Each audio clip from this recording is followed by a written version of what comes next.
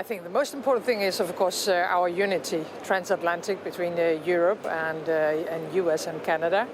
And then secondly, the war in Ukraine. And I'm not allowed to correct you, but I don't think we should talk about Putin. I think we have to talk about Russia.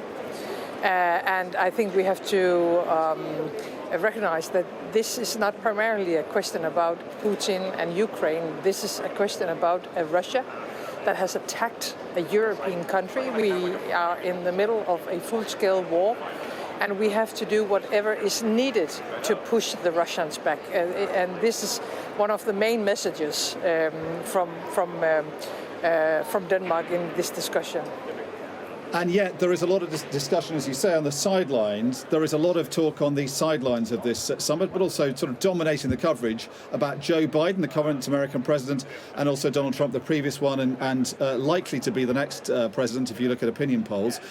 Talking about Donald Trump first, the reports are that in negotiations, if he gets into the White House, he could allow Vladimir Putin to keep parts of Ukraine that he's taken by force, and also commit to NATO not expanding further eastwards. Would both of those things, do you think, be a mistake if Donald Trump were to become president again?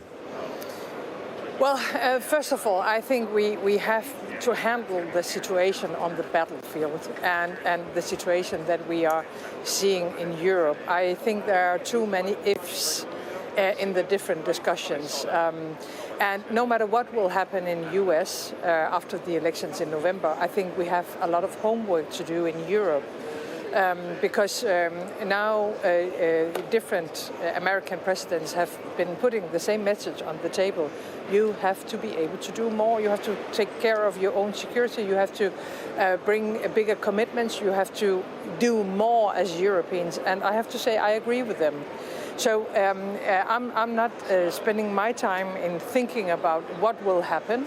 I'm trying to handle the situation as it is on the battlefield and as it is in Europe.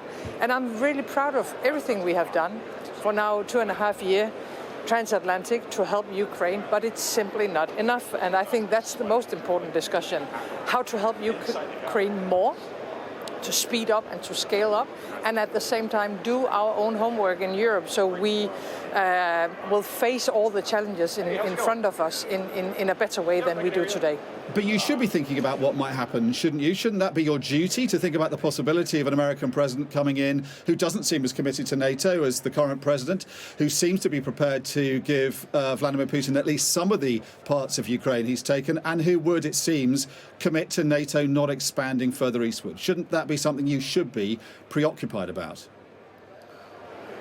Yes, but at the same time, it is a domestic affair in US who the Americans want as the next president, and it's our duty as Europeans to be able to work together. I have tried to work with President Trump. I'm working closely together now with President Biden. And what I'm trying to say is that no matter what happens in the US, we still have a lot of obligations in Europe. No matter what will happen in the US, I think there is a lot of homework to be done in Europe, and that's what I'm trying to focus on. And at the same time, to give Ukraine what they need. And there are still things to be done in Ukraine, because the situation on the battlefield is terrible. Look what Russia are doing in these days. I mean, attacking directly into Kiev. Killing innocent people. So our main focus should be air defense, to provide Ukraine with the ammunition, the weapons, including the Danish F-16s fighter jets. I think that should be the main focus. Well, and Denmark is giving at least 60 F-16 fighter jets, and Ukraine already has around 70.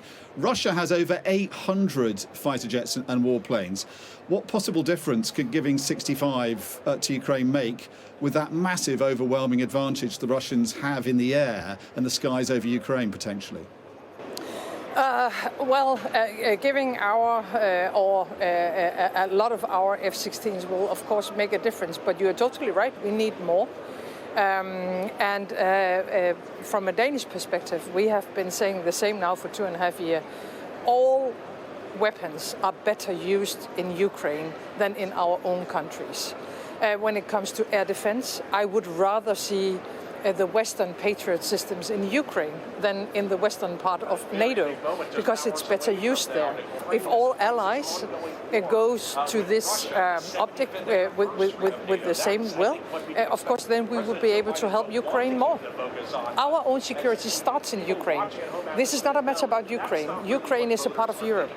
What you seem to be saying is that if Donald Trump does get into the White House and America does retreat to some extent from NATO, your European partners are not doing enough to fill that potential vacuum.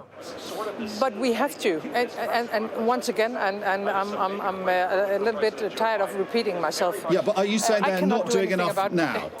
They're not doing enough to fill that vacuum. Your partners in Europe. No, but we can do if we want to. And I don't see an alternative of speeding up and scaling up. And I don't, to be very honest with you, I don't see an alternative to Ukraine winning this war. Because if we allow Russia to define the borders in Europe, then we give in on everything we have worked for since the end of the Second World War. So we have to stick to the strategy to help Ukraine as long as it takes, with what it takes. What is the end game here, Prime Minister? Is it forcing Russia completely out of Ukraine, or is it accepting that at some point there will have to be negotiations, but hopefully from a position where Ukraine can negotiate with NATO countries backing it from a position of strength? For me, the end game is peace and prosperity and freedom in Europe. And it's only up to Ukraine to define what that means for Ukraine. And when countries says, well, let's just give Putin some part of the country, I think they should ask themselves, would they think about their own country in that way? I can say from a Danish perspective that if we were attacked by Russia and Putin, I would never allow him to take a part of Denmark. A lot of the coverage of this summit has not been about the alliance. It's been about the state of the President of America. Joe Biden hosted you in Washington a year or so ago, so you've had a chance to see if he has changed. To your mind, is he in some kind of decline? Is he clearly not as well as he was a year ago, would you say? I have a good cooperation with President Biden, and I have to say, I think the only one who is really happy about all these discussions about European and American leaders are probably Putin. I think we should focus much more on the war and all the challenges in front of our alliance.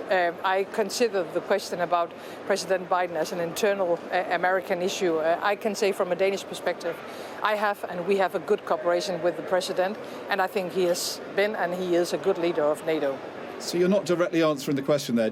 I mean, you're not saying that he is as well as he was a year ago, and it isn't just an internal American question, is it? It's surely. No, you cannot conclude that out of what I said.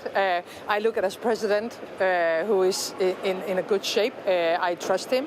He's a good ally, and I think he's a good leader. And I'm not going into any discussions about any of my colleagues from any country.